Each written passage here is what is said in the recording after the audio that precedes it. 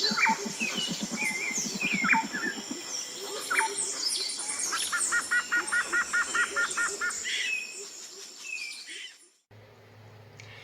everyone, welcome back to Butterfly Ivy, the Nature Witch, for another entry into the astrology series. I promised that we would pick up with the sun next, and that's the symbol for the sun right there. So a little bit about the sun and its relation to astrology. The day of the week that it rules is, of course, Sunday, of course, has the word sun in it. As such, Sunday is a really good time to do spells or rituals that involve agriculture or the growth of plants or things, beauty, hope, victory, self-expression, and creativity. The ruler of the sun rules the sign of Leo. It's a fire sign, of course. The energies that the sun produces in our birth chart, it is in charge of our ego. Our higher self, our conscious mind, our soul's purpose. It's basically the center of everything in the chart. That's why there's this misconception that people have with astrology that there's only the sun sign. Is because the sun sign does get a lot of attention because it's viewed as the boss of the chart, so to speak. But it does influence, and it's influenced by other things in the chart.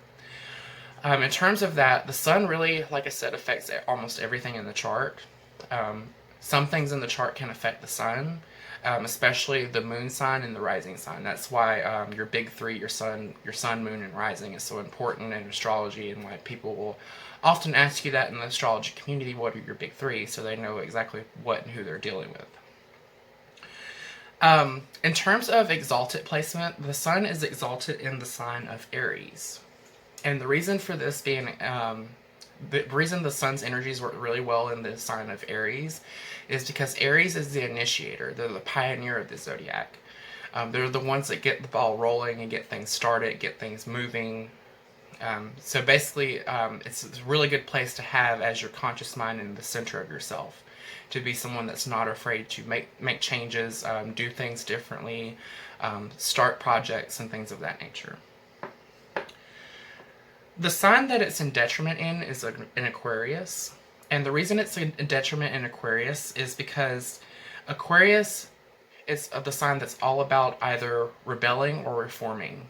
And that's not such a good placement for the center of yourself, because basically this denotes that in some way or another throughout your life you're going to be fighting against yourself, trying to reform yourself, trying to rebel against yourself. That's for the unevolved placements. Once you become evolved Aquarius sun, you realize that you don't have to fight against yourself or others so much to have your freedom, and that your uniqueness and your individuality can be expressed by what you believe in and what the core of yourself is, as well as your relationship with others.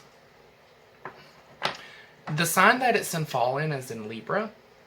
And the reason the sun is in fall in Libra, as related to the core of your personality, your higher self, your ego, and things of that nature, Libra is the peacekeeper of the zodiac. They're very much the, what's the word for the politicians that go and talk? Sorry, it's been one of those days. Anyway, not negotiators, diplomats. Sorry about that.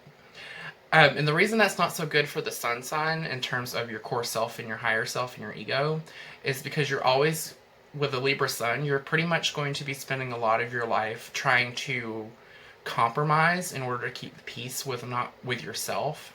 You don't want to rock the boat. You don't want to cause any sort of ugliness or any sort of conflict within yourself.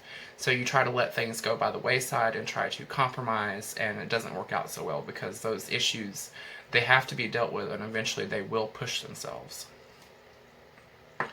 And this is going to be a really short video just because I don't have anything to cover on retrograde for this, because the sun does not go into retrograde. It just sits in one place and we go around it.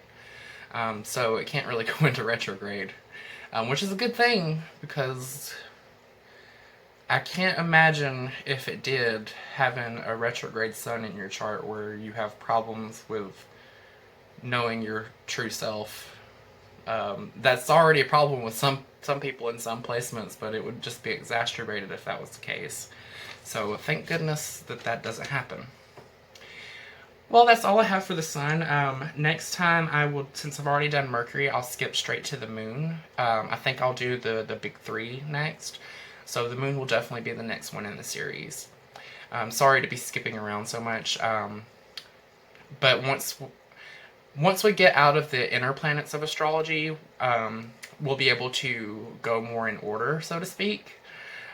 Because in astrology, it's really interesting. The inner planets are the Sun, Mercury, Venus, the Moon, Mars, Jupiter, and Saturn. And the reason those are the inner planets is because those are the planets that you can see in either the day, in the case of the Sun, the day sky, or the night sky without a telescope. So it's believed that those placements have a much bigger impact on the individual level. Whereas the outer planets are seen as having a bigger impact on a generational level rather than the individual level. Well, that's all I have for this video. Until next time, always remember, if you take care of nature, nature will take care of you.